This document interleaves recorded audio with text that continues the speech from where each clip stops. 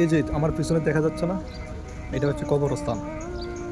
রমজান তো চলে যাচ্ছে, আমরা অনেকটা আনন্দিত হচ্ছি।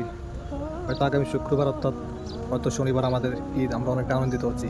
কিন্তু যারা মানে কবরবাসী আছে, তারা কিন্তু আবারও অনেকটা চিন্তিত শুরু হচ্ছে। কারণ রমাদান মাস ওনাদের কবর আযাব বন্ধ ছিল আল্লাহর পক্ষ থেকে। হয়তো ঈদের পর থেকে আবারও কার কবর আযাব শুরু হয়ে যায়।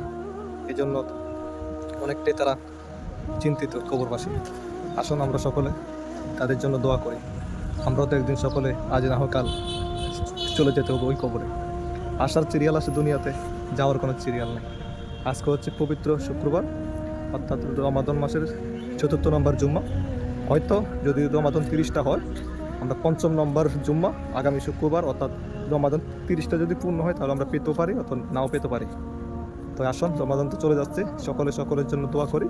আর সকলে মহান রব্বুল আলামিনের দরবারে দোয়া চেয়ে নিজের গুনাহগুলি মাফ করার চেষ্টা করি।